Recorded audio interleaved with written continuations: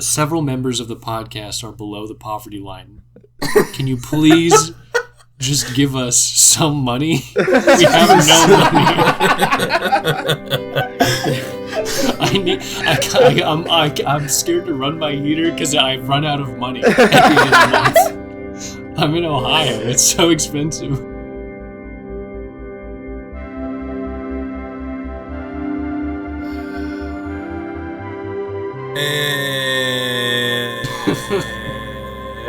And that's our song. Thank you, Steven, for producing that song. It's produced by Steven. I think sometimes it gets lost because we say, and that's our song. Thank you, Steven, so many times. Steven actually produced it. So thank you, Steven. It actually was a lot of conceptual work. I don't think we've ever said that. We had a long conversation about what we wanted to do and how we wanted it to sound. We wanted to spark this sense of curiosity. It was like reading Rainbow, I think was reference. That's right. I tried to make a Reading at Rainbow intro beforehand, like literal Reading cool. Rainbow intro. Yeah, look, Henrik. Big Reading Rainbow. Henrik. This one's for you, Henrik. Henrik.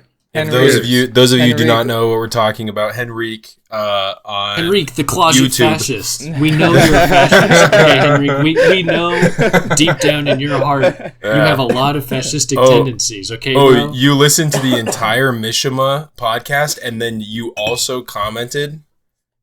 Yeah. You recommended another fascist film. Interesting. Henrik has been ignoring all of our emails regarding trying to get him on this podcast so he could speak to us. We just want to open the floodgates here.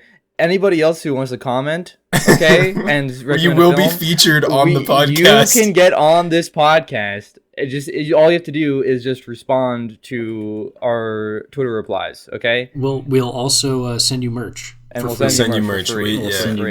I've got right behind me. I have boxes and boxes of merch, and we're just waiting to ship it out. Dude, remember when we tested all that out? It was horrible. When we tested. Dude, remember when we got the sample T-shirts? The blanks we chose. We had to go for higher quality blanks. Only the best for. Only loop wheel Japanese. That's right. $200 T-shirts do we print on, and we can't sell a single one. We can't sell a single fucking shirt because we made them $200. No. They actually sold out, but we cannot. Our money is currently being withheld in PayPal because the feds froze our PayPal for suspicious activity because we made $400 million in one night.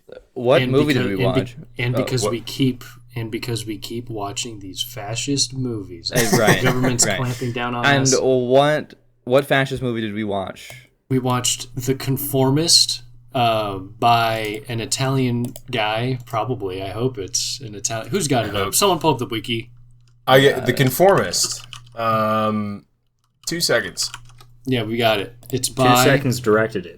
It's by Bernardo Bertolucci. Bernardo Bertolucci. Also written by Bernardo Bertolucci. Cinematography by Vittorio Storaro. For the guests at home, Steven is actually Italian. Yeah, that's how he's pronouncing this so well. I want to just flag right now. Vittorio Storaro is he also shot Apocalypse Now. What? Really? Dude, yeah. That's actually it all makes sense, bro. Dude. Yeah, it does. It does. You know, it makes sense. I will say he's the real goat of this situation. He's goated. What do you mean by that, John? Opening thoughts, go. Yeah, opening thoughts, go. Yeah, go. I did like this movie. I was not in love with this movie. I did. It obviously is visually stunning, and I think that I don't think that the visuals are necessarily like, you know, it's all still one product. You know, it's not like, you know, you go and see some like a lot of like A24 films and they like look like fucking incredible, but then the movie itself is dog shit. That's not what's going on. The movies are, or the way that it looks, the cinematography in this film is intertwined very well with what's going on and stuff, but I do think that sometimes the visuals, in my mind, tend to outshine a little bit of what the content of the film is. That being said, I still think that there is a lot to talk about, and there's definitely some banger-ass scenes in here, and moments, but yeah, I don't know. It did seem like a movie that I may come back to later and enjoy more. But I found there to be something lacking. But I don't know. We can get into that in a minute. But overall, I mean, this is on the positive side of the scale still. How many of us wish we could go back and assassinate a former professor? I have a few that I would like to assassinate personally. How many of us just want to be normal? Dude. How many of us just want to bury our traumas from being molested, but also kind of not just pure aggressive molestation? We kind of liked it a little bit too. We kind of liked it a little bit too. How many of us are conformists? I thought this movie was pretty good. I've got gripes. I think it looked incredible. I think ultimately it ticks a lot of boxes, but I wish that it was a little bit more. And we'll talk about what that even means, because I don't even know what that means. But sometimes I just wish that the psychological drama and the exploration of the psyche was that it had a little bit more of this thing, if you recall from the last podcast, a little bit more of this manifold quality. I wish that it pushed boundaries a little bit more in terms of what it's saying, not like to have a political point or anything like that, but sometimes I felt like it was a little bit too constrained into this the psychic development of this person and their position in the regime and things like that, and we didn't get a little bit more. What's my life about? Me, Steven. What's my life about? That's what I want this movie to tell me. And sometimes I felt like I didn't get enough of that. I want a little more of that. Henrik. Oh, Henrik. I liked your movie. Thank you for recommending your movies. It was a good movie. I thought that it was. Thought that it was a little one-dimensional. It was a little bit, very beautiful. Okay, to everybody's point, but it's very beautiful. But look, Henrik, I take this movie extremely seriously. I take your recommendation very seriously, but I just want to lay my cards on the table. And if you were here and you'd responded to our... No, we never emailed you. But if you were here, you could, I'm sure, blow me under the table, okay? Blow me away, okay? With your analysis and love for this movie, to which I didn't really have.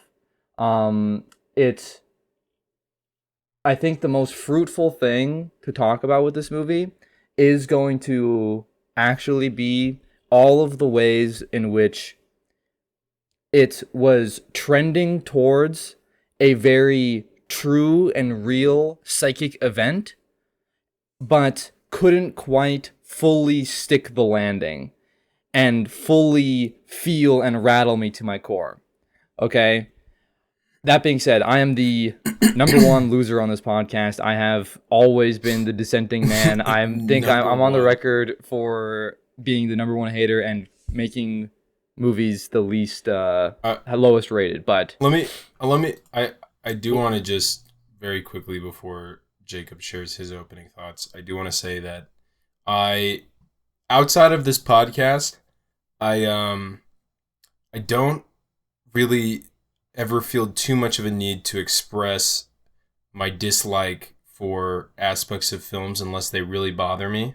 True. And that, true. There is a lot to be. I think we could I mean, whatever. However we want to conduct this, I think will be productive. Just to say that there is, I ultimately am glad I watched this movie and enjoyed it. Not to reframe what everyone else is saying and make me look better or something like that. No. I am actually so glad you said that, because I want to piggyback off that. Okay, this isn't like Everything Everywhere All at Once, where I wanted to stand on the mountaintops and shake my fists in the air and be like, guys, this movie sucked. Don't watch it. Stop saying it's good. It's bad. This movie was something, had I watched it alone and not been forced at gunpoint to speak about this on recording, I would say basically nothing bad about it at all. Okay? And yeah, that's basically it. Okay. The Conformist. I mean, I'm going to echo some of my interlocutors' comments here, in that, visually, I was very electrified, especially in the first third, I'd say, when they were still in Rome, and you had the very heavy fascist vibes going on.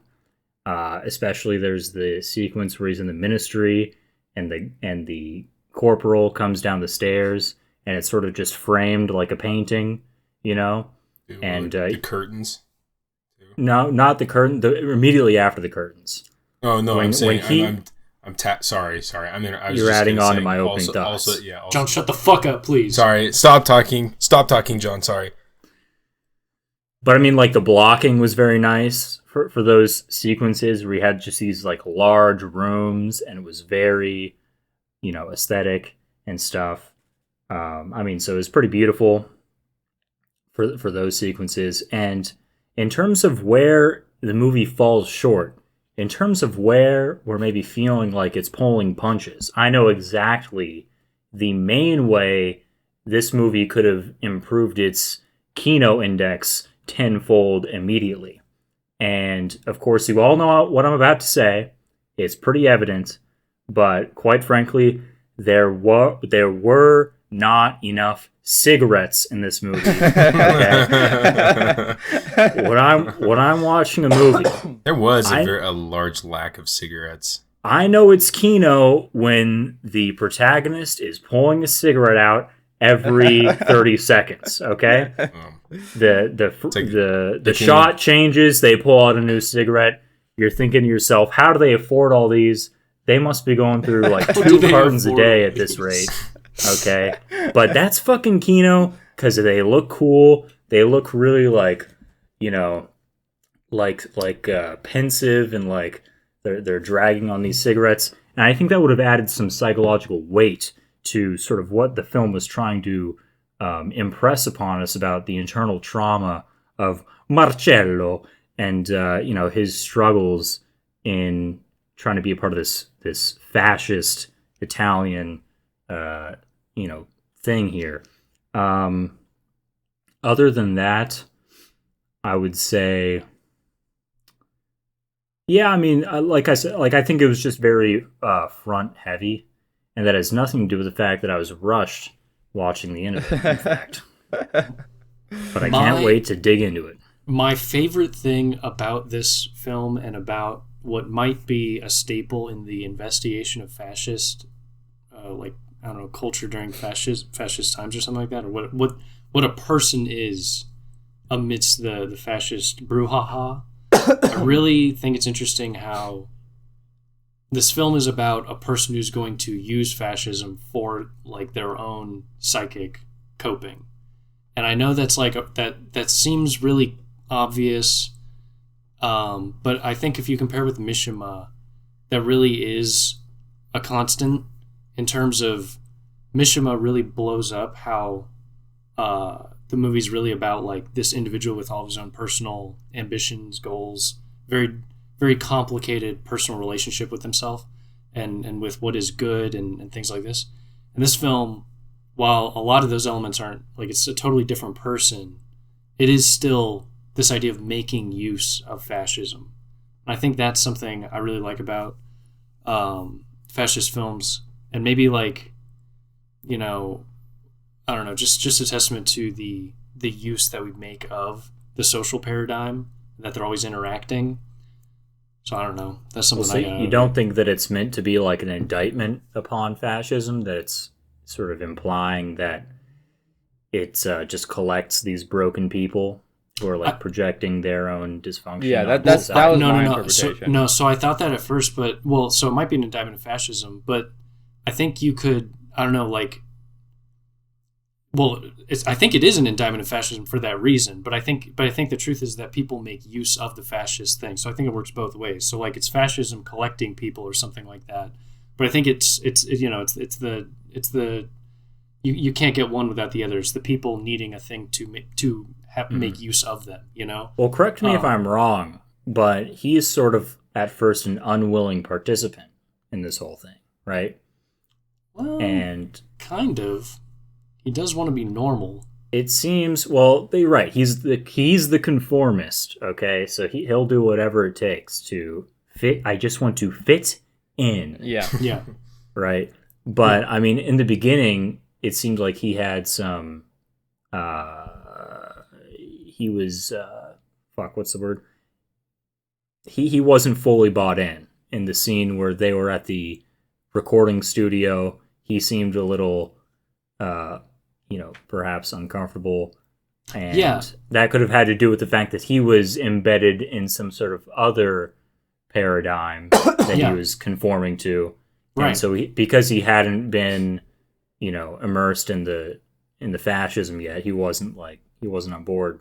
But I mean, because it ultimately wasn't due to his personal disagreements with anything. He just wasn't bought in because he didn't it wasn't serving him in his quest to fit in. I think that's true. I just want to say one thing just with respect to the indictment against fascists. I think you're right. It is ultimately an indictment. But I really like the ending where he's just instantly like, this guy's a fascist, this guy's a fascist, this guy right here, Mm-hmm. This instant flip-flop that happens. And so it shows like it wouldn't, not like all political and ideological systems are created equal type vibes, but there is this sense of like, you take this person and he will make use of whatever ideological regime or thing is at work in order to paper over this extreme trauma of himself. And so just this general claim it's of course set during fascism, but I think you can imagine it being set in a different situation. Of course, it's really important that's fascism, and I think it plays on that really well.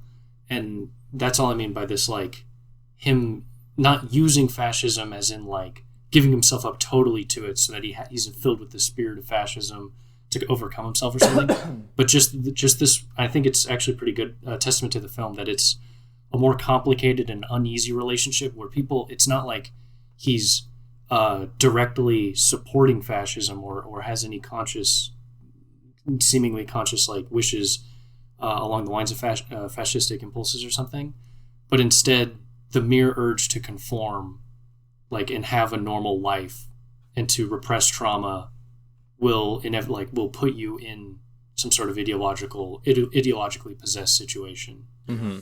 It does also, like, you do get to see, like, with his kind of handler or whatever, you do get to see, like, what the attitude of somebody who's, like, more committed to the cause, right? Like, they're, he's like calling it, he's like a coward and whatnot. So it's like he is he's the one who's actually willing to beat up the Japanese man. He's the one like seriously, like yeah. No, it's true. Yeah. There is something going on also with just the I'm not really sure what it is, but just with the kind of Asian and Japanese, I mean, that guy's like specifically Japanese, but there's like this Asian culture thing going on that kind of pokes its head up every once in a while with like the Madame Butterfly opera. I don't know if anybody read the Wikipedia that I sent. The guy, like the pedophile guy who. I did read it, but give a slight synopsis. So basically, Madame Butterfly, there's this guy, and the opera is basically he like goes and becomes like falls in love with this Japanese woman who secretly converts to Christianity because she's so excited about marrying an American, and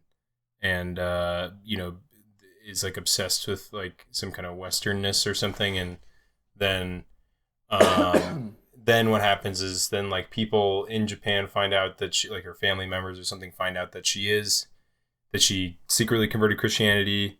Pinkerton, the guy who came there, he goes back to America, and then she basically, for the whole second act, just obsesses over meeting Pinkerton again, and puts off everything in her life to meet Pinkerton. And I believe she is Madame Butterfly, to be clear. And then what happens is then he comes back to Japan like many, many years later, and then he's like he introduces her to his wife, his American wife, and then Madame Butterfly, kills herself. Tale as old as time. Tale as old as time. But yeah, I don't know. Sorry, I don't even know if this is gonna go anywhere. If anybody has any fucking thoughts on it at all, but I just I think there's something there. We can tie it in. I don't know about the Asian connection just yet. I mean, obviously it's relevant because Japan allied with the Axis countries, and that's just. So in terms of plot, it makes sense. But I mean, I was more. I mean, this is sort of the biggest puzzle box to me is the fact that all Marcello's friends, or his main friend, is this blind guy, right? Oh yeah. And his bachelor party, it's all the blind people, which was quite frankly awesome and hilarious. Yeah, I honestly, that's kind of my favorite sort of like heavy-handed, sort of like kind of more literary feeling. Well, it's just kind of like the blind leading the blind. Yeah. In terms of fascism. Yeah. Yeah. So. Yeah. And he likes to surround himself with people who can't see him, right? Yeah. And he has this edge in life, is being able to have vision and beady eyes for these people. So it's like he has an implicit function socially with them that he wouldn't have with normal people. Well, also his relationship with his wife is one very much of like she's petit bourgeois, but really she's kind of klutzy, very nice, very ditzy, naive.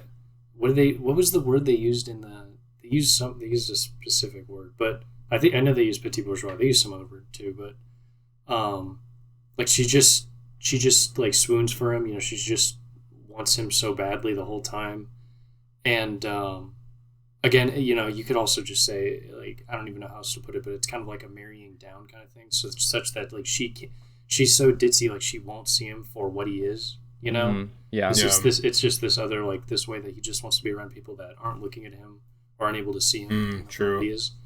And he, he's always looking for someone to, because the whole theme, like the big theme where that gets delivered is when he's at the confessional, and he's saying like he doesn't feel any guilt for both the murder and the being molested. He doesn't like feel guilt over, but he wants to feel guilt for the murder which he thought he committed.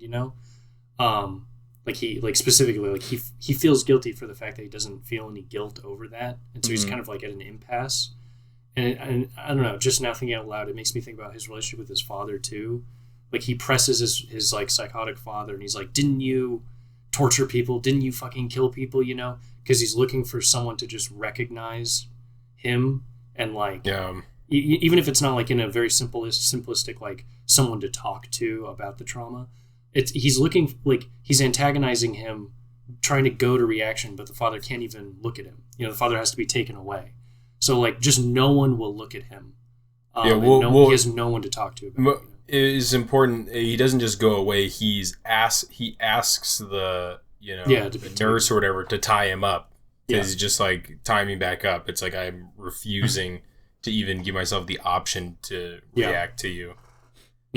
Also, how awesome. I mean, honestly, I think that was some of the best looking stuff in the whole movie. Dude. Oh, dude, it was, that was so crazy cool. looking. Dude, where the fuck Dude, even same. was that, dude? Dude, I don't I was know. thinking that too. Dude, I don't know. I was thinking that is crazy. So sick. What is this environment? Where is this place? I do wish I understand like why it does transition when he goes to Paris, like out of such a strong like surrealist kind of. There's like this heavy dose of surrealism going on at the beginning. You know, it's like he's like in the sound booth or whatever recording thing, and then the guy, the recruiter for the secret police or whatever, just like appears, you know, and he like doesn't even notice him, and then you know he goes to the ministry, and then he like peeks through. I actually want to talk about this because I feel like it might be an entry point for something interesting. But when he goes to the ministry and he goes to meet the minister or whatever, and he opens the curtains and he's like about to have sex with this woman on his desk, and then he like closes the curtain. I mean, I thought that was one of the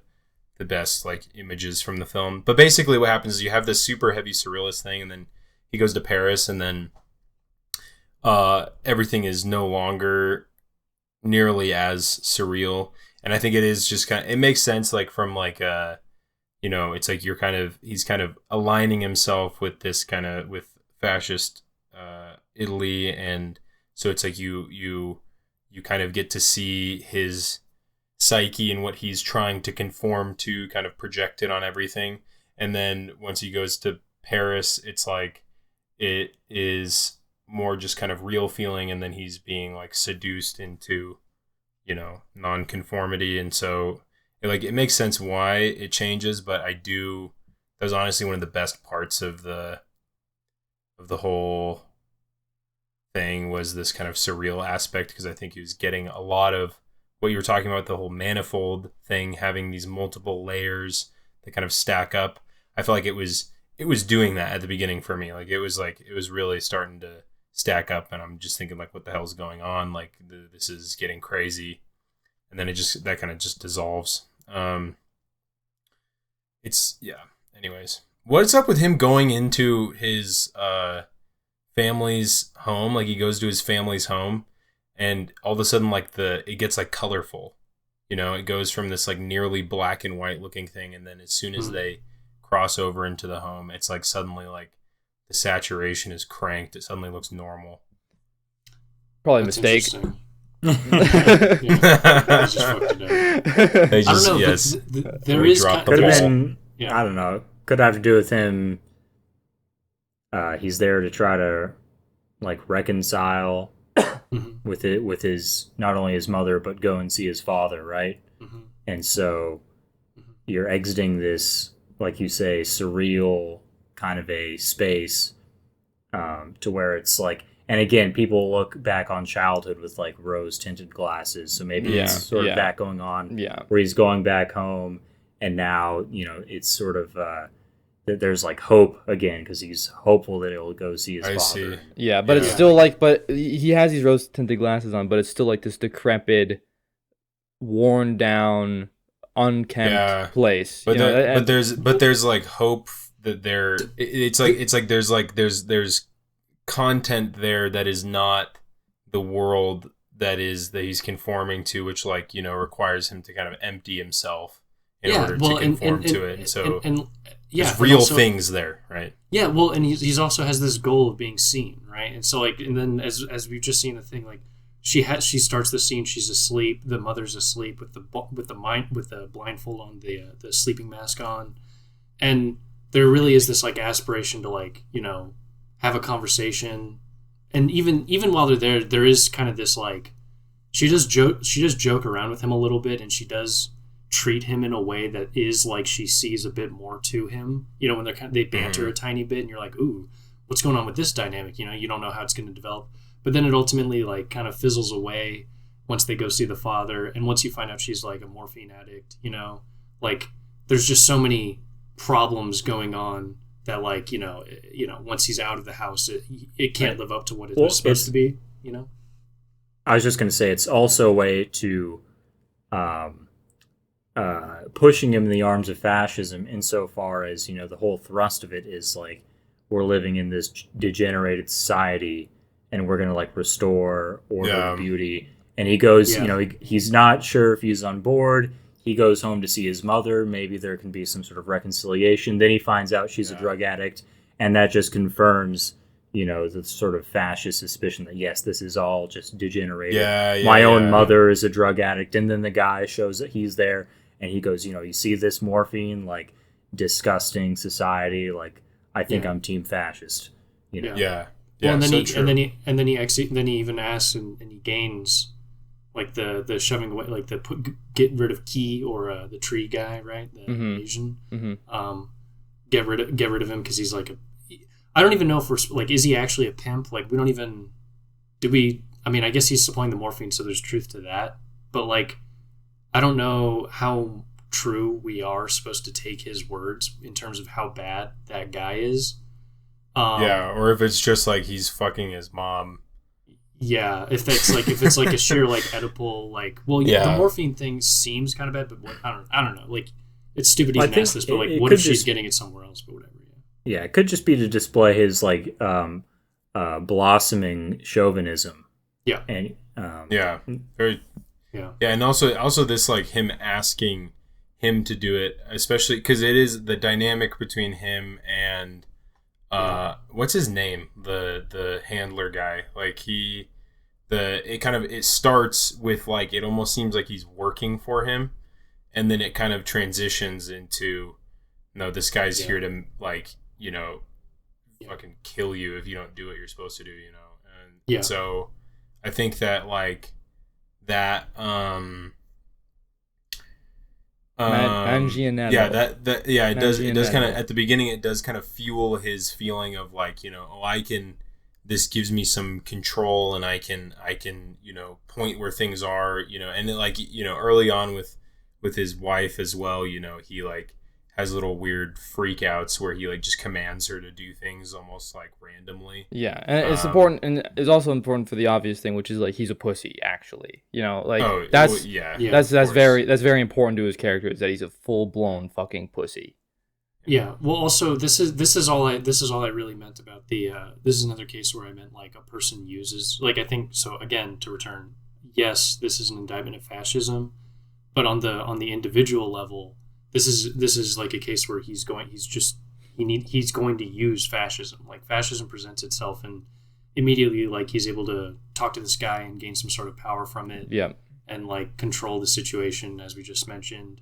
But it's like papering over. It's all because he lacks the power himself, right? So it's like a person using a system for power for oneself. So there's this interplay of the individual and what the regime, like, offers you.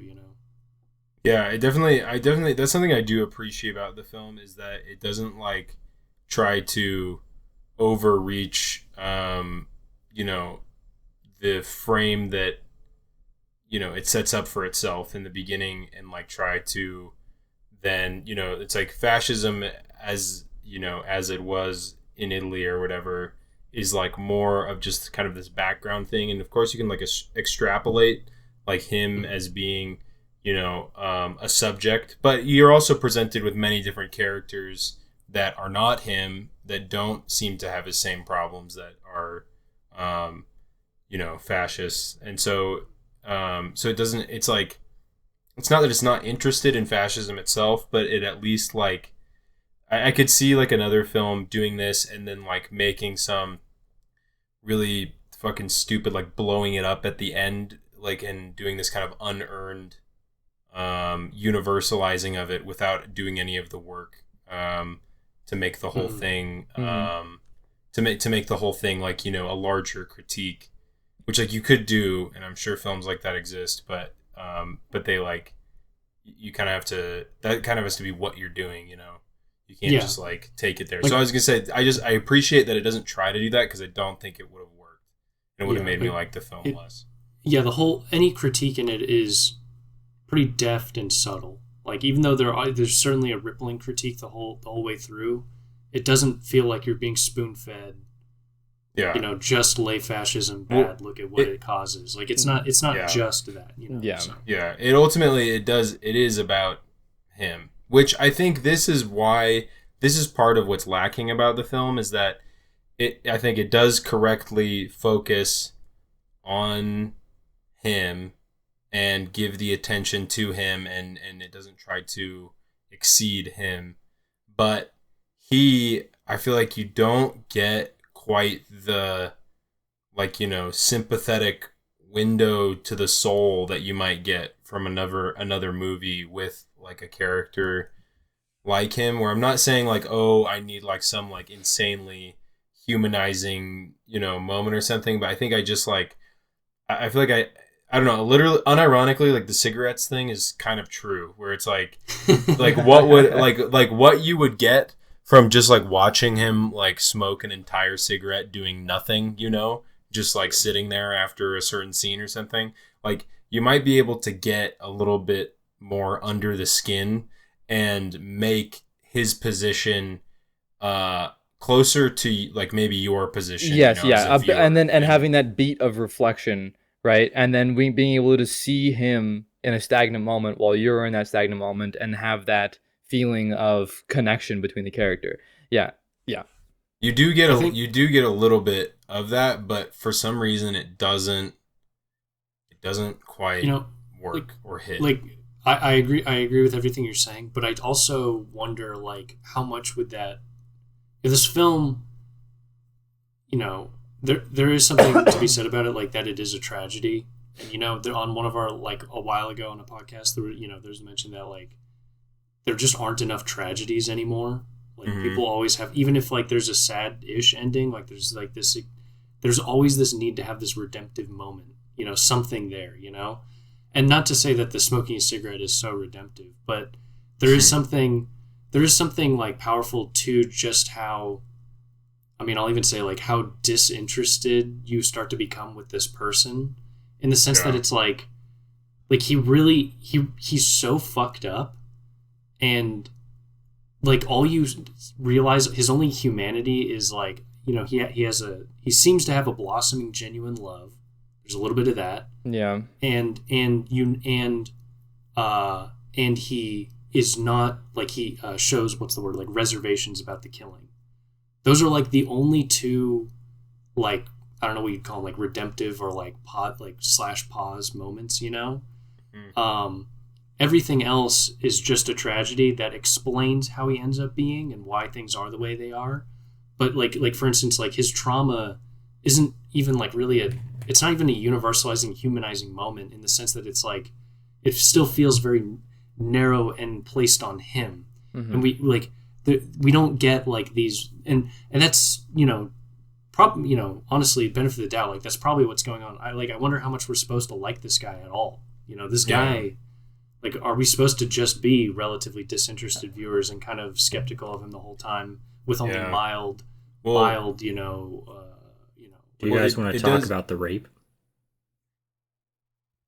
Yes, I do. Do you want to start talking about the rape? Move on. You had something to say. Yeah. Really quickly, I just want to say, like, I do think that with the aesthetic of the whole film, and the lack of close-ups and such, like, it definitely does lend itself to what you're talking about there being like an intentionality behind the behind this distance as a viewer that you kind of gain. It's weird because there are actually a decent amount of close-ups, but thinking about it, it doesn't like feel like there are, Yeah, it doesn't really. Yeah. I don't know if I. Oh, go ahead. I have a direct response, but Jacob can go first.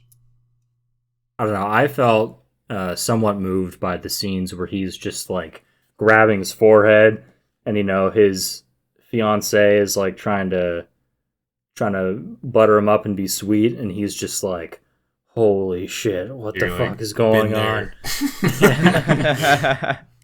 I think so. Just staying on this small point about like the close-ups, I think like there's this a lot of the times when there's a close-up, like both in the car and during the confessional, there's they cut away to like memories and things like this, and like other sequences. Yeah. You're not like, a lot of times the close-up shot that could be this contemplative, reflective moment is instead cut to a somewhat like distant and almost like apathetic, matter of fact, this is how it happened, or like this is what's going on. And so there's something interesting about that. Like they don't linger on his processing of it, because to put it in reductive ways, like he can't process it. He can't. Well, yeah. He's kind of he's it's for him. It's like when we're going to these flashbacks, even though it's like there is an assumption that this is what he's thinking about, but honestly, it's like I get more of a vibe that it's like this is unconscious under the surface for him, and like you said, it is more that he is kind of successfully repressed or oppressed his own whatever, and adopted this apathy that is like required for his position and to like his wife and all this stuff. Okay, I will say, as far as being moved during the movie though, I think I definitely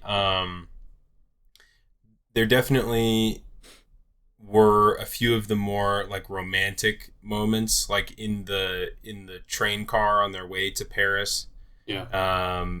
There's like a certain embrace that's pretty insane, as well as the embrace with Anna, the wife of the professor, at the ballet studio when he like pulls her into the other room and it's like just blue and all this stuff. Like I feel like that as well as like the stuff between like the dancing as well is like fucking awesome. I love the dancing scene. It was so great. And there's definitely like little bits in there where I think it starts to reach a certain level of kind of just human emotional complexity, simply just like because of what's happening, and because of the characters. And like I think those moments kind of shine, or at least like the dancing scene in particular, there's like a complicated enough dynamic going on that it's like and you feel close enough to it emotionally because you're supposed to, because they're in Paris and it's this liberated outward, whatever expression of emotion and stuff. I think that in that scene there's the distance that you have for a lot of the film dissolves a little bit, and it's the thing that seems most emotionally relatable is emotions that are coming from other characters, because they don't have this apathetic, repressive thing going on. But then it cuts to him, and then he's still in this like apathetic mode and like doesn't even know what the fuck's going on or what to do.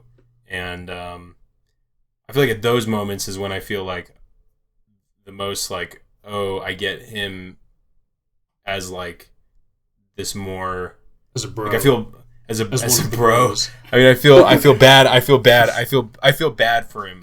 It's still like an observational feeling of like I feel bad for him. I don't feel like that's me, but I feel bad for him. Yeah.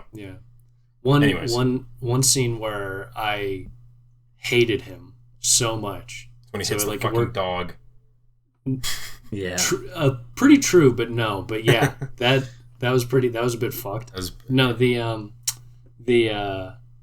when he locks legs with the wife of the professor under the dinner table, dude, I felt so much extreme spite for him in that moment. Yeah, and then there was this feeling where I was like, your hesitation for what you're doing right now on an individual level is that you're feeling love again. So there's a humanistic sympathetic element kernel there, but then you have that leg locking and like, I don't know. There was something so brutal about that where I was like, man, fuck this guy so hard. He just sucks. Like it was hard for me to continue the pity. I don't know. But I also agree that there were moments where he's very pitiable. But in that moment, I was really turned off. Like that was it. Yeah, it was pretty bad. It was pretty bad. It like wasn't exciting. What's funny though about him doing it under the table is that like everyone else at the table is participating in like a, no secrets, like little bit of we all know but we don't say little love thing going on, but his feels like sinful and none of theirs feels sinful in comparison, because his is coming from a very different place. Yeah, there is an interesting element of like, and I don't even know what I could do with this, but like there's like a lesbianic thing between the two wives. and they're dancing, and she calls her seductive, and it was really cool while they're dancing and stuff. And just the parallel between what they're able to do in public versus like the latent homosexual urges in himself, Mm-hmm. that like come to the surface at the end of the film when you see that he acted like he slept with one of the guys. I don't know what to do with that. There's some. I feel like there's some sort of like jealousy thing or something. I don't know. Yeah, I mean, it's just like I mean, at a very shallow level, I think there might be more to it than this to say, but at a very shallow level, you have just this another. It's like even his wife that he has chosen out of wanting a normal life, who he doesn't really love at all. It's like even this thing that he's chosen a person in a life that he can claim total control over. He doesn't even have control over that. Yeah. Right. Yeah. Like it's like he's still like she still is like more human than he is. Yeah. It breaks through, and she can show it more. Yeah. Yeah. So the jealousy is not just of possession of her, but also of her ability to be like express her feelings and things, right? Because she's fucking drunk. Yeah, envious of that vitality, that expressive vitality, and he wants to like control her and stuff like that. Whatever. Yeah, I think that's true. You guys want to talk about the elephant in the room? Go ahead. Opening thoughts to the elephant. Well, just it's interesting that in that sequence, right, where he's getting bullied and then he gets picked up by the valet guy. So fair. Like his the guy, he asks him like, "What were those guys doing to you? Like, is everything okay?" And then Marcello just like brushes it off. It's like, "Oh, they're just it's nothing, right?" Mm-hmm. We just do that. And I mean, it's like it kind of shows how far back his just desire to not rock the boat goes, where he's just like, "Oh, it's nothing." Yeah, even when directly asked by some kind of like, well, okay, never mind. What I'm going to say is not that interesting. Go ahead. No, I mean, I don't know if you guys felt this way, but I immediately wondered if he was like doing gay things with the other kids. Like, I mean, like, and I was like, and so he's brushing it off in terms of like just an instinctual, conformist repression. Like, I don't even want to. It was nothing. We're just hanging out. Like just somehow that I just felt like the way the question was asked and how it's brushed off, and then how it's sequenced, like what comes up next. Like I was just instantly like, what was going on? Well, with those other kids? Why include that emotion? Okay. So I think it's important when you have the chauffeur. Takes him into the room or whatever, and then kind of begins the situation. I think that Marcello's like conforming to the guy's advances and making what he's doing is really important as far as like with what you're saying about why he responds in that way with the kids, where it's like when he's getting attacked by the kids, it's not necessarily that he's just being terrorized and hates it or something and is scared of them. It's like there could be, an enjoyment of like these kids, grabbing him and taking his pants off and stuff, And so when asked directly about it, it's like fucking, he doesn't know he's just like, it's whatever. It's nothing, Like he doesn't want to make it go big either way, It was kind of cool how in the lead up to being locked in the room with the guy, they're like sort of chasing each other through this, attic that's full of laundry. Is great. That could add, if you were to just dip into that to try to interpret it, it's like it's this like,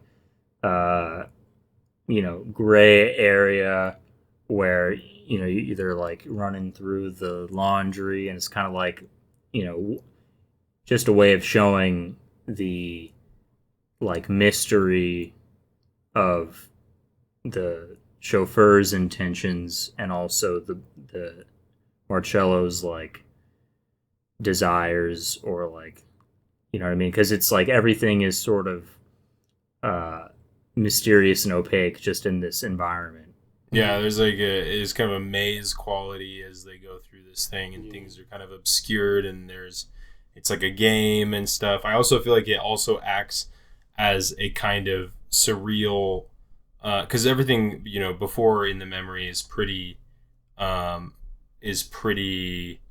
real looking, and normal looking, and it's colorful and stuff. And then they go into this building, and then it kind of acts as a sort of surreal portal into then this very stark, empty room that, very much resembles the ministry building and whatnot, this like colorless, like featureless thing, and then he, but yeah, it does kind of serve as this sort of almost kind of, just because we were talking about Lynch, just barely the other pod.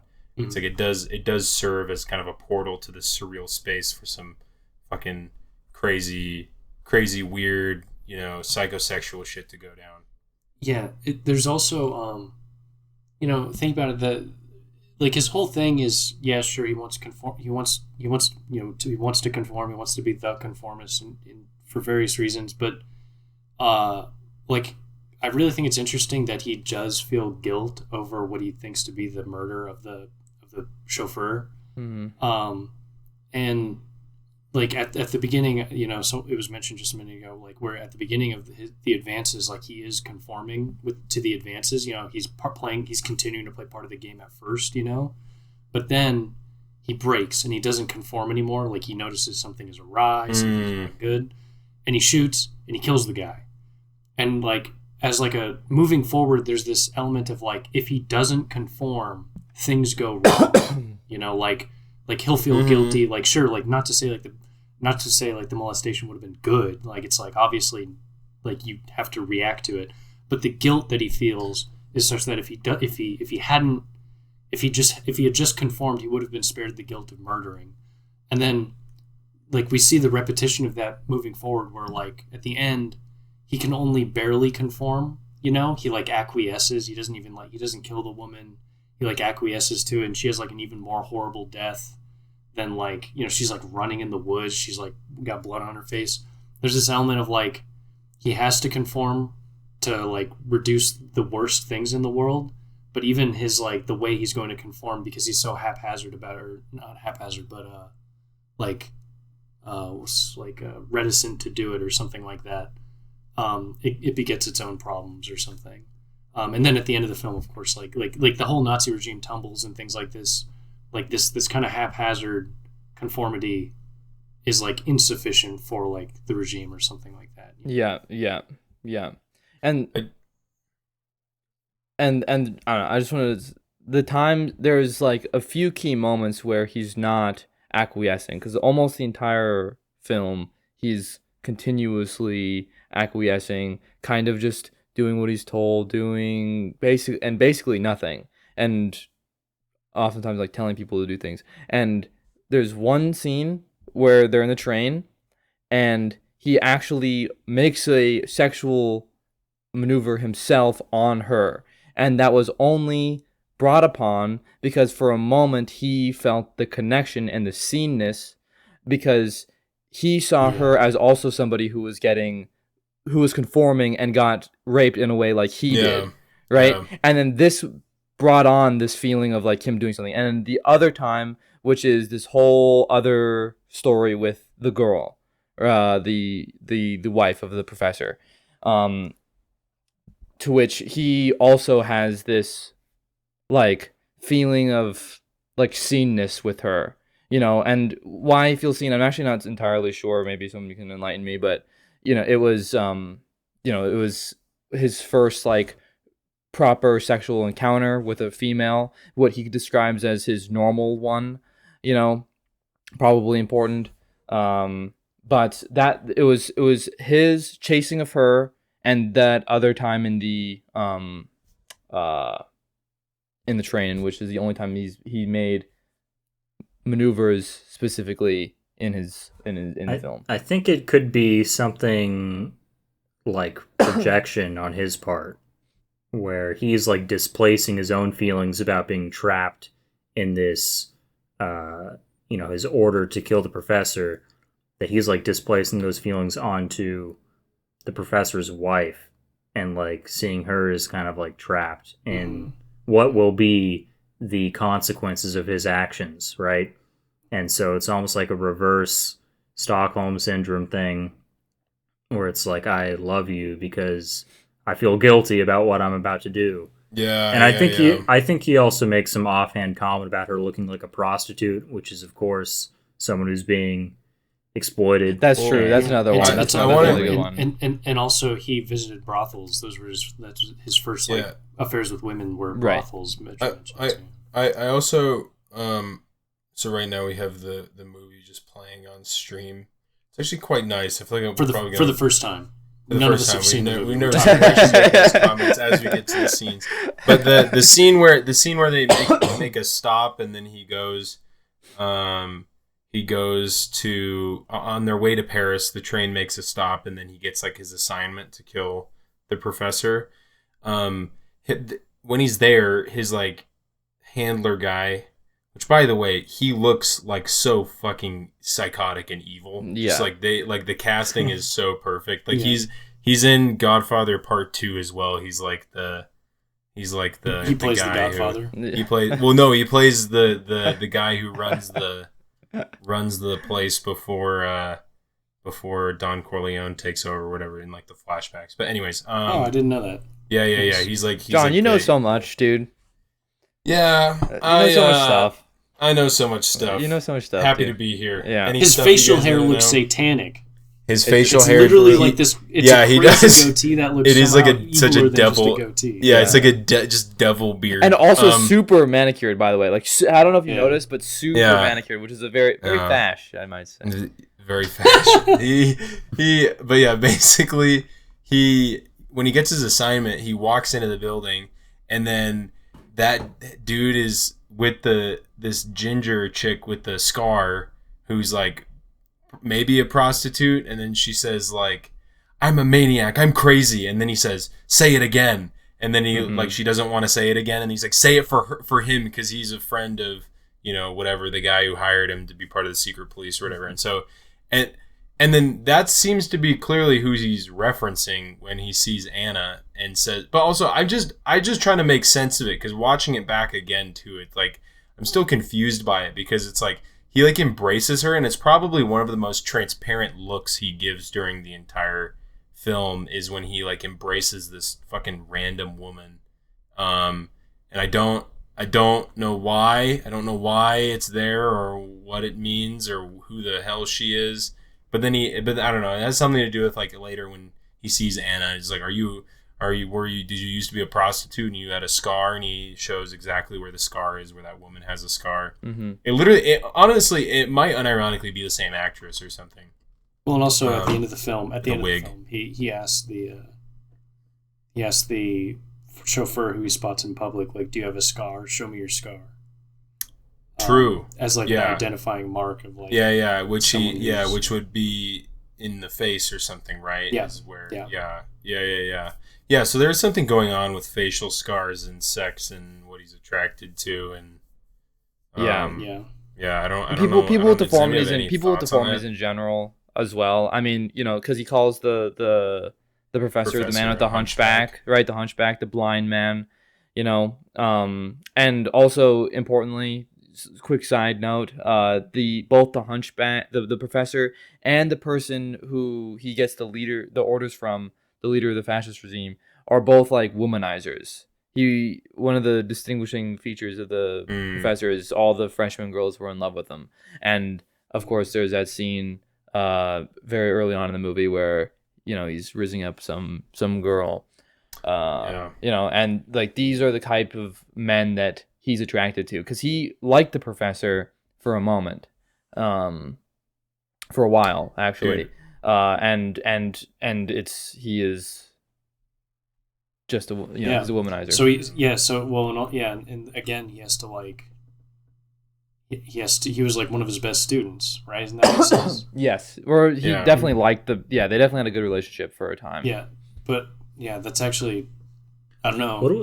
That's interesting. What do we make of the comments when they're in the study and Marcello closes the windows and they do the whole Plato's allegory of the cave. Yeah, well, I was gonna ask if there's more. Like, first of all, what the fuck is his thesis? Like, I was trying to figure out if there was a thesis that was even expressed, or if it was just like he's just recalling that was his thesis was about Plato's cave. I mean, obviously, there's the obvious like connection to like blindness and this kind of intentional like ignorance or whatever with the fascist thing or whatever. I mean, I don't know. There's more. I mean, whatever. We can probably get more complicated that. But then, what was it implied that he was in his thesis? He was arguing that is what fascism is like. No. No. In his original thesis, he wasn't a fascist beforehand. He only became a fascist after the professor had left him, and they had gone away. That's very important to his story.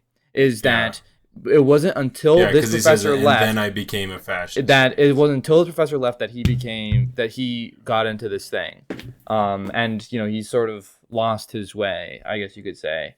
Well, yeah, and he has to, and he like there really is like he's being forced in this whole thing to repeat his trauma, right? Like he's being forced to like kill the person that I feel like there's a stand in between what he thinks of the professor as and the initial like molestation moment, and it just feels like there's this heavy element of like constant repetition, this scarring that that he's checking for and things like that in different people, and there's just this element of like I don't know, it's like the mission he's on is to kill the person again. Like it's a totally different dynamic or something like that. But again, there is this element where it feels like he has to kill the guy again, and I don't know, and it just like last time it doesn't work. Like just like last time he feels guilty, like in the initial molestation moment he's gonna feel guilty. It's like he's just trapped by this constant repeating of something. I mean, he feels guilty in a similar way. Like before he kills him, the molester, and also before he kills the professor, he feels guilty about his relationship with them. Yeah, as being a positive, one or something. Right? I think that he's like enjoying the molestation. There's guilt about the fact that he is deriving some kind of enjoyment from it at first, and then as well as with the professor, same thing, but instead of molestation. But it is kind of funny comparing what the professor is doing to to him as like molestation, because it just I don't know. I think it's not just that he feels guilty. I think there is actually some sort of point of pride about him for killing, or what he believed to be the killing of this person, because he was not a fascist, and he was not a fascist because he was completely lashed onto this professor, another womanizer. Once he leaves, he then lashes onto another type of womanizer, right? He's always latching onto just some shit. He is not a person. He's just lashing onto just other people and things and sort of masculine figures, and to because he's gay, right? Because he's gay. Okay, but part of the latching. It's true, right? It's true. It's true. I know. We're laughing. You guys are laughing, but it's true. Are you saying that all gay people just latch on? Brody, I think. No, continue the thought. Continue the thought. So he sees this as a moment. Once again, this is a time in his life where he considers himself have done something. He had made his own action. Right? And he, in some ways, had dispelled of this, like, disgusting creature. Okay? This isn't just the guilt of a thing he's done. This is something that he thought maybe was actually good. It's a time in his life he's actually made a choice. Okay? And then, of course, this fascism thing, they hate the gays and the Jews and all this crap. Right? And he's like, oh, this is me. I'm the one who is capable of killing. And this is why he's fucking tripping out at the end when he realizes he, to this day, still hasn't killed anybody. He didn't kill the professor. He wasn't the one who did it. He didn't, right? And then he's shaking him, says, "Where's your scar? Where's your scar?" Once again, he's obsessed with this scar thing, to which he will not show. Okay. to kind of bolster what you're saying and to maybe revise a little bit of what we were saying before about him being guilty, feeling guilty. He is guilty, but he's more than guilty. No. I'm saying I don't think he, like, with the confession, he does not confess to anything he feels guilty of, and the only thing that he doesn't confess that he not feels guilty of, but guilty about, right? Mm-hmm. That he feels guilt for. The only thing that he feels guilt for is, you know, the homosexual aspect of the situation. He feels guilt over killing the guy. He says that. Okay. And I think he does. Okay. But I think that, it's like, but the killing of him, but the thing that he does not admit to and won't even admit, like, you know, is the homosexual aspect, which is, I think, is even, he feels even worse. Yes, he feels even. He says that. He does say he feels even worse. Yeah. And so I think the point is not necessarily like, oh, he feels no guilt for the murder, but I think it just bolsters Brody's point about, like, the thing that is keeping him from facing that, this thing that he feels probably horribly guilty for, of killing this person, is also this thing that's kind of like, to himself, proof that he reacted accordingly against he's this, not like, gay. horrible He's the thing. gay killer. Yeah. You know what I mean? And I think that makes perfect sense at the end. Yeah, why, like, part of why that's such an insane breakdown for him when the guy isn't dead. But where was the prideful moment? Where was the pride coming in? I think the pride comes in not so much in like actual pride. It's twofold. One, about the point of how he doesn't do anything ever, right? But this was a thing that he thought he had done, where he wasn't just conforming. Okay, it's important that this moment he wasn't conforming. He was an actor. And also that he, at the end, like, is having a meltdown about the fact that he's not dead. It's more about the meltdown about it. He's not dead. I thought that I kind of like the idea, though, where he doesn't want to not be a conformist. Like, his pride wouldn't come, or like the good element of acting, of killing, or whatever Mm-hmm. good is associated with that. Mm-hmm. I thought that was, like, one of the things he hated the most. Like, there's an element of, like, this thing of, like, if he does not conform, then like the worst shit will happen. Like, the double bad will happen. Like, it's like to at least conform. Yeah. But also within this ordered conformity, instead of being, like, just conforming to I don't know, what he would label something like degeneracy, like whatever it might be, you know. Like, there's this, like, he doesn't want to conform to that. He wants to conform to an ordered sense, because, like, the other part he feels ashamed about and he can't admit in the conformist society. So, like, there's all these things related. I didn't think that he was. I thought it was more like at the end when he realizes, like, he didn't even kill the guy. It was more like just a classic tragedy kind of Oedipus moment of, like, I didn't have to do all of this.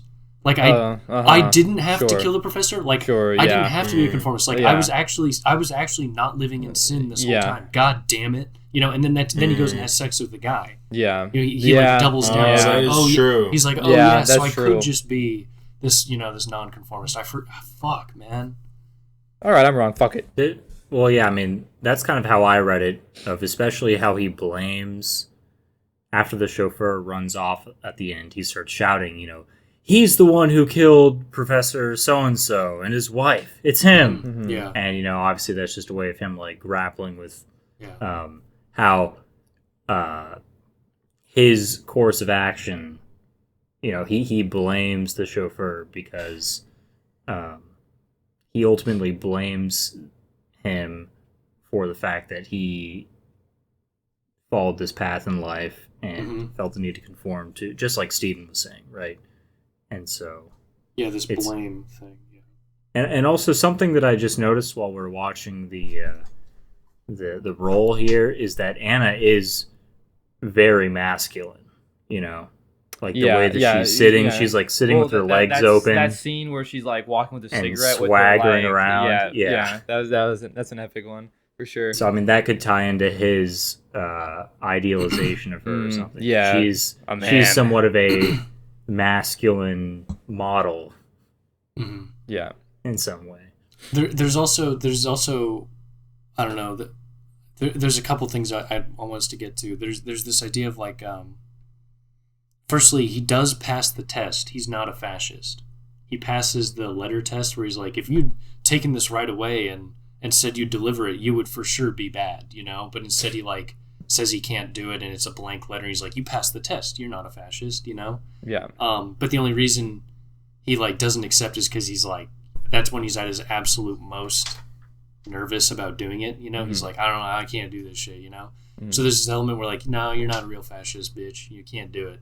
But then also, I don't know. So I don't know if we have thoughts there, but it's just another element of like this, you know, it's the tragic case of just constantly striving to conform to a structure, but he just can't do it. So it's kind of like the worst of both worlds, you know? Yeah. A coward. Yeah, he's a coward. He's a coward. So he's lumped in according to, what's his name? The handler? I don't know, dude. The evil His motherfucker. Literally Satan. Mangianello. Yeah, in the words of Mangianello, Jews, queers, and cowards, they're all the same to me. Yeah. And you know, he's obviously queer, he's obviously a coward. Is he Jewish? Yeah, he just barely missed the third criteria. He would have been, we the don't ultimate. know. I saw a dreidel in his pocket earlier in the movie. I think, and then one other thing I actually think is really interesting is how he reacts when his wife is making advances on him very early on, and they're like, are they married at this point? No, they're just engaged. Yeah. And the maid like is trying to peep, and like he notices and he like tries to get away, and he gives the flowers to her. Yeah. Because he's got this like, there's this interest of like giving the thing to the person who is being controlled. This relationship where it's like there really is this dichotomy, like, and he can't break free of this duality of like master and servant, and like, you know, that's like a lot of his sexual advances and sexual interplays are very him occupying different roles, but always engaged in this like with the person who's trapped or he's being trapped, and it has to be this really, you know, simplistic formula for how he engages with romantic relationships. Yeah. So like he gives the flowers to her, and it feels earnest. You like at first you're like this feels like the one he wanted to give the flowers to, because he even laughs kind of genuinely, and then he instantly snatches them away and gives them to her. You know, there's something like, oh no, he's deprived. And she liked it too. And she liked it. Yeah. She definitely liked it. But she's then eating there's that big old spaghetti bowl. Yeah. But then also, yeah, that's the other she's thing so mean. Is when she's peeping, and he's like, "Whoa, don't look at us having sex," you know, like he's like, and she's like, "Come on, we're married," and she's the maid, you know, "Come on, what are you talking about here?" Yeah. Like, we're although that engaged. being said, I do want to say the only time he has sex in the movie, he never fucks the other girl, and even says that they never fucked when they first met. They only kissed, and the only time they had sex is when she has to be describing what the man was like and how she was raised. Like she was the whole time she had to be talking about that in order for him to have sex. Right, that's what I'm talking about. So like he's totally trapped in this binary where he's either occupying the mimetic, like the raper, or that like there's always this dichotomy of power, and it has to be this subjugated and subjugator relationship for him to even engage with it, you know. It is so insane, like when he first starts making moves as she's describing like the molestation, and it's like seems like she's like talking him hard or whatever. But yeah, it is so true. It's like it is like so clearly she's like fantasizing about it, and then he's like augmenting you know, what he's doing around the fantasy. Yeah. But then, inside the fantasy. And there's more we could say about that. But I really do think it's interesting that he, this reaction towards the maid and like not wanting her to see them that way. Given that we've outlined this idea of like him wanting to be seen, kind of like as who he is, and maybe it's just like he knows he doesn't love this woman, and obviously we would all feel weird if someone's watching us have sex. That'd be crazy. But on the other level, it's like. I just hear the train in some that he doesn't want to be seen with her because like this isn't even who he is, you know, like he wants like the maid to see her for who he is type vibe. And so like him being with her and this whole sexual encounter that's going on, he knows it's a falsity, he knows it's fake. And so he's like, oh, you know, I don't even want to be seen with this, because otherwise he likes the maid. Like the maid, there is this very genuine bond, very briefly shown, where you'd think they'd want to be open and talk to each other more, but he can't have her genuineness see the rest of his life or something like that. I don't know. Could we really quickly with the movie up? Could we skip to when he walks in on the minister having sex with a woman? I just want to see if she looks the same as the other prostitute woman. Just add it to the mix of stand by. How funny would it be if prostitute instead of P it had to be at the start, so it'd be brostitute. Brostitute. What dude? What's the deal with when he walks into the professor's house for the first time? There's a bunch of fucking guys there, a bunch of hot guys. Well, that's a dude. That's a bunch of hot dudes. Well, I thought communists. Yeah, but isn't the whole thing like he was infatuated? Brody, they're talking about at the beginning. I thought you were talking about this. The ministry at the very beginning when he opens the giant gray curtains and he's watching mommy and daddy have sex on the desk. Okay, but I do just want to say, John said earlier that I think he said this scene where he's acquiring the gun at that like hotel or I don't know where he's at. And he says it's the same actress. I'm pretty sure that is, and this is the more prominent version scene where you can see her scar. So okay, and he. Well, what about the first one? Because that's the one it is nice. That's it one is that nice I to have had it thought confirmed that it is the same. I'm not gonna lie. The more wait, that is her again. Is that her again? Look. Yeah, man. That's her. Yeah, that's a crazy shot too. The way that she snaps, dude. I like that. This whole sequence is snaps to look at him. Phenomenal. I love this sequence. I will say, as we're talking about this and as we're watching this movie again, like just by streaming it, I'm starting to, for the first time, I'm starting to like this movie more. Like I'm starting to feel like this was maybe talking about it has made me like the movie a lot more. But I do, and I'm going way back. Rewind sound. To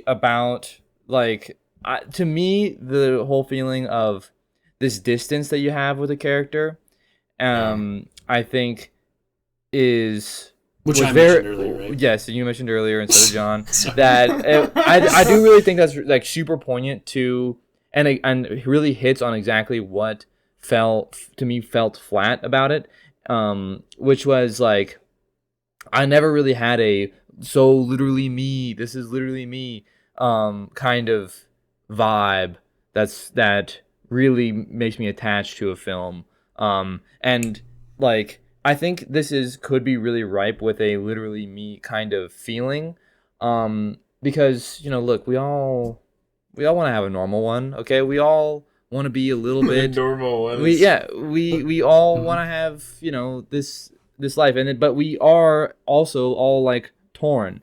But it does give this feeling of like, you're like going and you're like listening to like Freebird on YouTube, and then you like scroll through the comments and you're like, this reminds me of when my mom died in 1992, and you're like, what the fucking shit? Like, I don't care. Like, you have this like distance.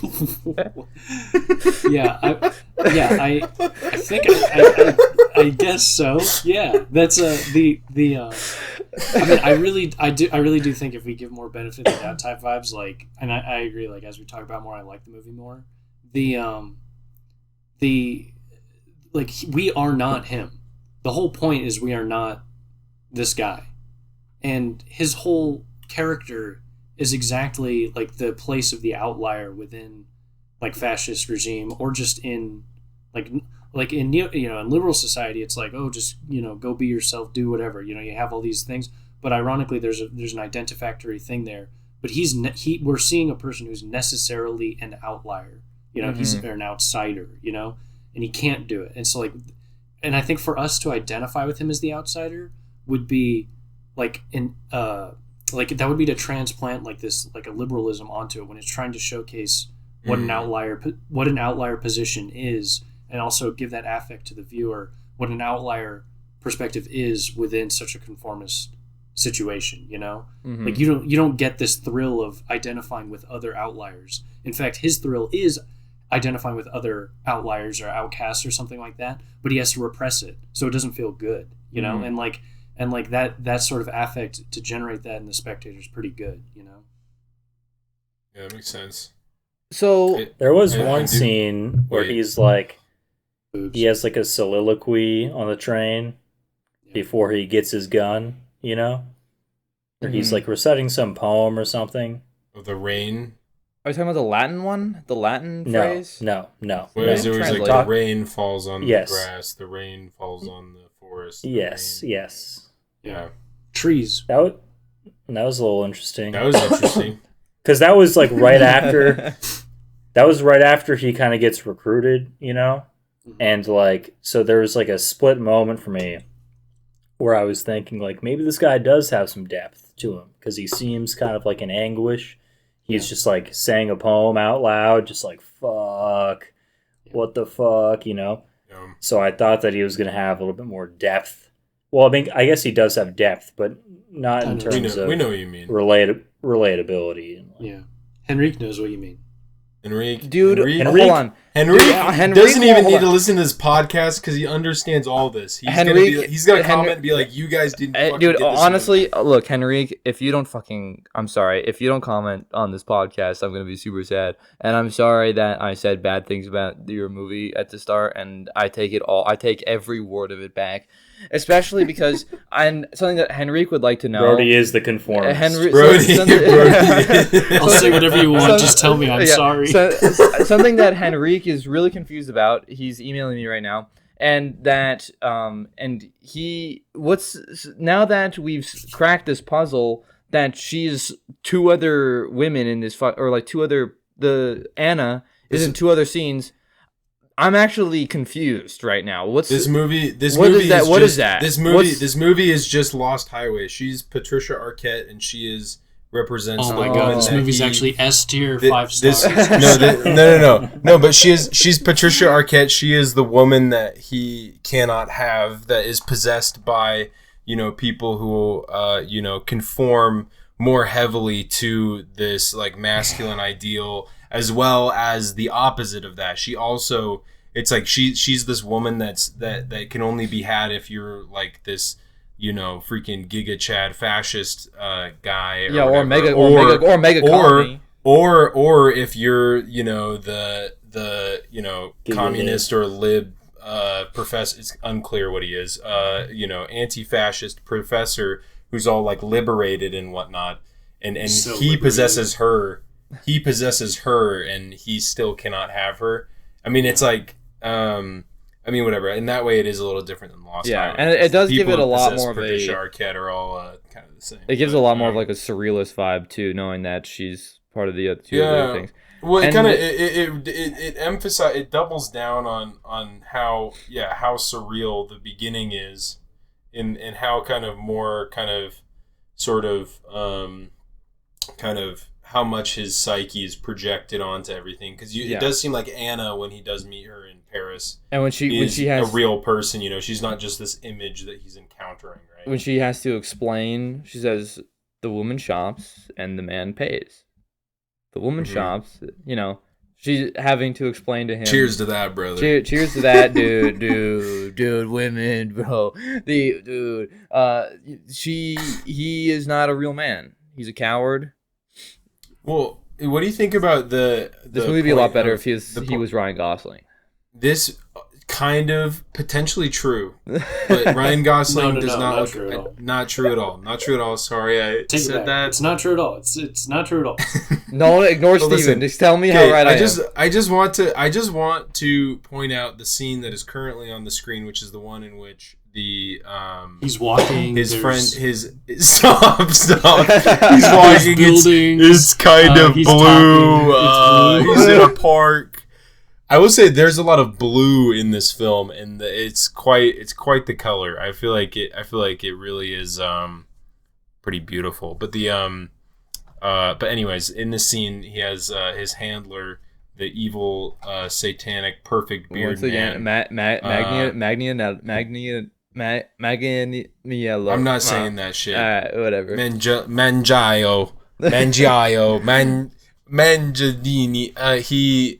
So anyways, he's at this park, and our guy, I don't even remember his name now that I just mispronounced that Italian name. Marcello has disappeared and is hiding from his handler, and he's just outwardly yelling all these things that are like, would be outing him as like what he's doing, and he's like literally, and he like starts like singing some kind of little like fascist jingle or something at the end too, like just out loud, and he's speaking Italian. But there is something interesting about like at this point in the story where he is trapped between these two forms of conformity or something, and he doesn't know what the fuck to do with himself.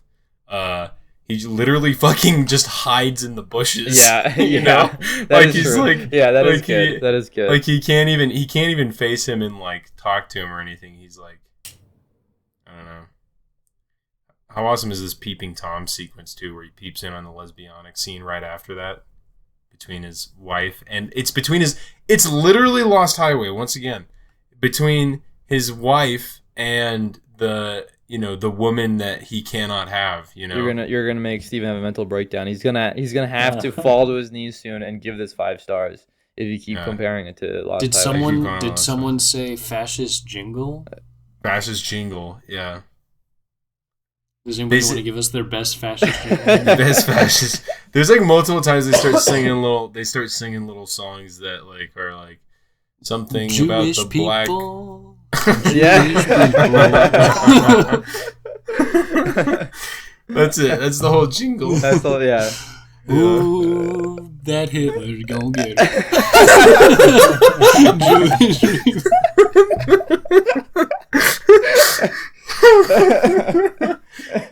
That's good. I know too many fascist jingles. I'm overqualified. Yeah. I'm over it. Jascist Fingal. You're I would sing them, but this is not the format for them to be given their full due. Yeah. Need a different forum for them, I guess. Yeah.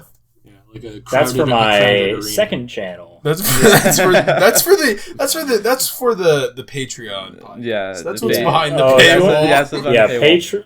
People, if you want to hear me singing Third Reich jingles, you're gonna have to pay $5 a month. Yeah, that'll make the rules. That's Elon Musk these days. Yeah, but guys, seriously, you have said the actual truth. Guys, seriously, would you pay for a Patreon, guys? Please let us know. Can you guys please? The 74 people who have followed the podcast on Spotify, who probably have only listened to like a few episodes each, and also half of which are most likely bots or some like made up bullshit. They're all real. So what? We're down to like 4 people. Would you 4 people pay $200 a month each to make up for the lack of other for us to not patrons. Do anything? Yeah, for us to all quit our jobs. Several members of the podcast are below the poverty line.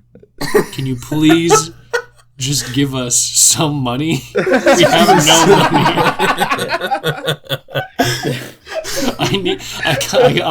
I'm scared to run later because I run out of money. It's funny because it's so from a homeless shelter. It's funny because it's recording this from a homeless shelter. Yeah. What about this? What about this? Yeah, we're all fucking. Every single one of our dads. We live in a mansion, all of us together. All of us live in a mansion with all of our dads who all work for defense contractors. Yes. One big happy family. Yeah, and we do this little film podcast. Yeah. We're talking about none of us wants to get a job. We just make a film podcast. Where we talk about the Conformist and how fascist it is. Yeah. And We keep telling God, we do this podcast thing. We do this podcast thing. I don't need to get a job. We do this podcast. I'm busy with the podcast thing. Yeah, we get sponsored by Lockheed. Yeah. That's why we do so many of them, is because it's the only thing we do and care about. Yes, none of us have anything else going So can you just pay us some money? Yeah, like, please. We have no money. Please. This podcast is a DARPA project. Yeah. Yeah, we're actually... It's what we're doing. It may sound like incoherent rambling and really boring takes for 3 hours at a time, but Operation Mindfuck. It's actually extremely sophisticated. And you have no idea what we are downloading into your brain. If you could we're actually saying, if you can hear between the lines, you can hear between the frequencies. If you can hear, if you play this backwards, if you run this through, what's the Aphex Twin thing where it's like if you look at, like, it's not the waveform, but it's like some kind of more sophisticated version of a waveform, and it's like in one of his songs. You look at the Fourier transform of the waveform. It draws a picture of like Aphex Twin's face. You know what I'm talking about? No, schizo. If you transferred into frequency space, someone listening will know about that. Okay. But anyways, here's the thing. You do that, and Henrik. it looks like the satanic goatee man's face. Here's the thing, Henrik. You put us onto a great flick, and I'll tell you what. At first, I went into this thinking this movie sucked dick. But now, yeah, all cards on the table. But genuinely, I don't think that. And the movie is pretty good, and one day might end up on the rewatch list. I'm not going to make any promises there. But it's good. It's a genuinely good film, and I'm glad we watched it, and I can see why you recommended it relative to Mishima. Yes. Relative to Mishima, and a gay fascist doing... Put down the mirror, Brody. Okay.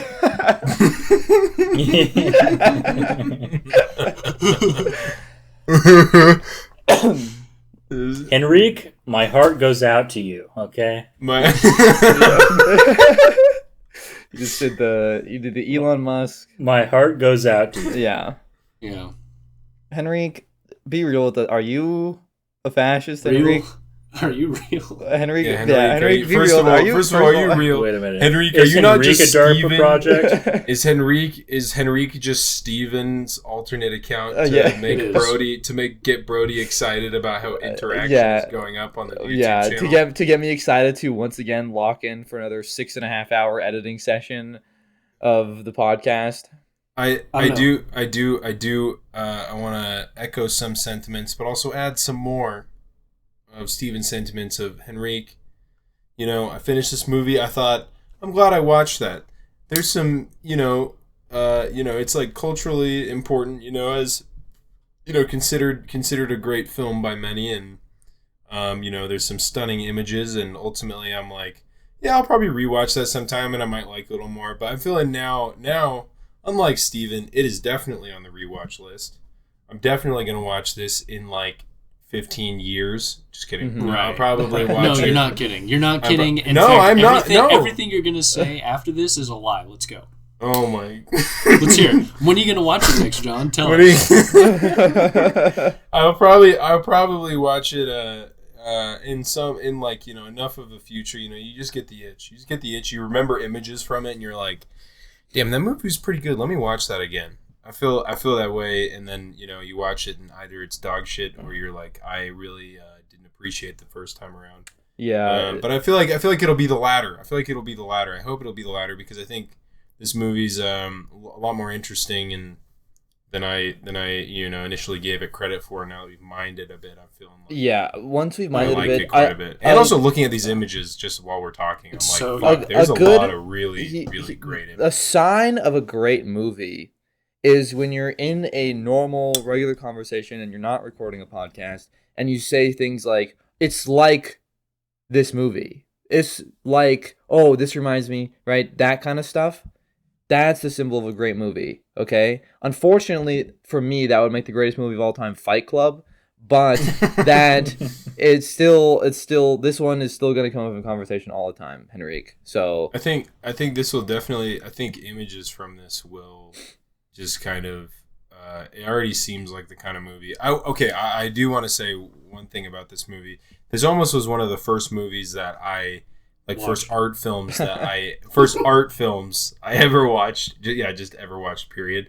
First art films I ever watched because it was one of many recurring films that would show up on some YouTube channel. I like that. I don't remember what it's called. And they do top 10s list. And it's actually that's how I originally watched Mirror by Tarkovsky, and I had literally watched no art films ever, and I watched Mirror, and it I did not understand it at all, but it blew my fucking mind. But anyways, they would always talk about, they would put this in their top 10 lists on YouTube, and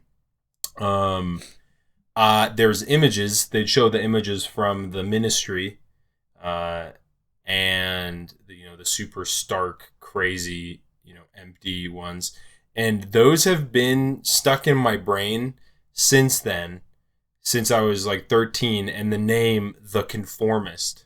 And that was, I don't even remember anything they talked about. I just remember a few images and the title and being like, damn, I got to watch that movie. And that's stuck in my head all the way until now. So I imagine having watched the film and given context, I hope the mystique that maybe was adding to why I remember those images, doesn't go away necessarily, but instead I just have more images to, that will just kind of live on in my brain and do things that, I don't understand behind the scenes. Henrik, you, by proxy, have taught me a fun fact.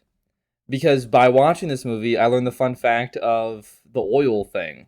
That was a fun fact that I had to Castor learn. oil? Castor oil, and I had to Google that. And it turns out that Italian fascists used to make them drink a ton of it to make them poo themselves. That was the fun fact. You can put castor oil, and you can buy it cheap at dollar stores sometimes to put in your hair. So it's a castor oil based gelatin hair mold. Is the basic idea that they force feed them castor oil and is purifying them or something? No, it's punishment. According to the article I read. I know, but I feel like symbolically it is kind of. I mean, is that I don't know. I mean, I feel like that adds to the anal punishment, right? Yeah, it's maybe. an anal punishment. Yeah. No, what are you talking about? Does it hurt your ass? I think it makes you shit your brains out. I think there may, and I could be wrong here, so I don't actually want to say this genuinely, but also feel I could totally be wrong. I think at one point castor oil was something you'd feed to babies as a laxative. No, it definitely was. It's in Looney Tunes. It's in the original Looney Tunes. You see them it's like a regular household medicinal object. They feed jokingly to their characters. Yeah, I didn't know that. That's interesting. Fun fact. We've got so many facts. Is it now fact chat? Fact chat? Yeah. Fact chat. Fact. Well, we facts shared in comments. We shared. Brody and Steven and fact. We all shared some kind of, I don't say closing thoughts, but kind of a rounding out how we feel post conversation. I'm interested if Jacob has any thoughts or feelings. And if so, you can put them in the thoughts in his text channel and not say them here. If you have, please post your thoughts and feelings in Thoughts and Feelings channel, or you will be server muted. I think I'm gonna kill myself. That's a great meme.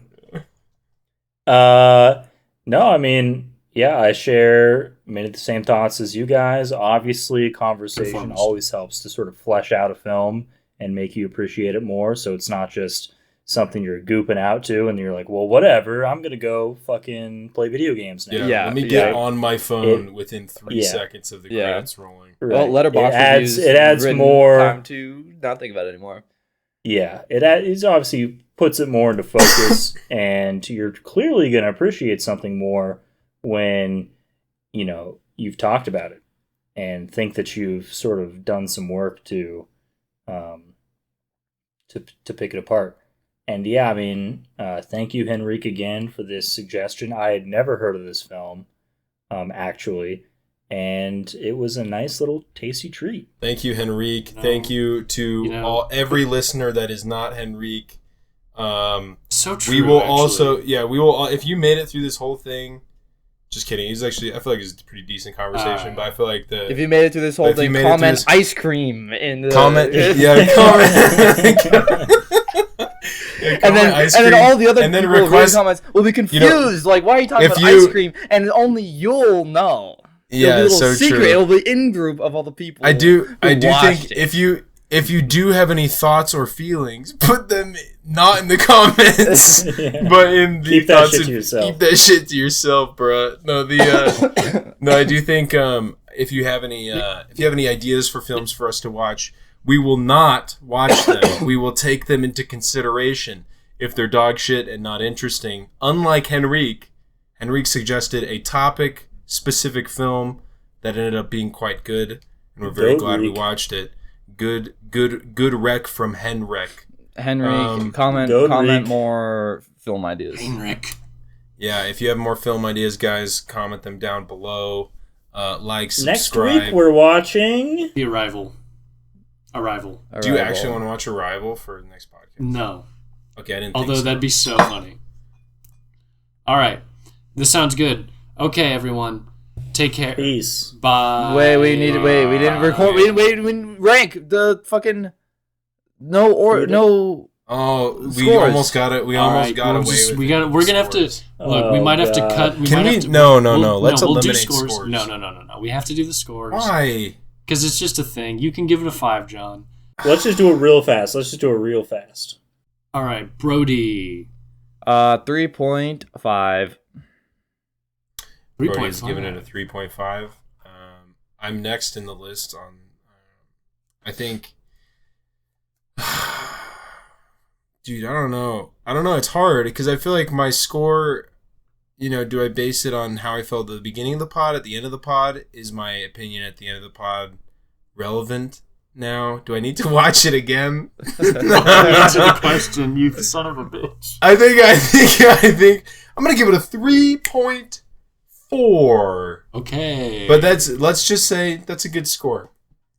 Let's just say. We'll just say that. Fuck it. We'll say among my relative scoring of things, that's a pretty darn good score. All right. Next, my score is going to be 3. Fuck you. And that's My not a score is bad 3. score. Okay, Jacob's score is 3.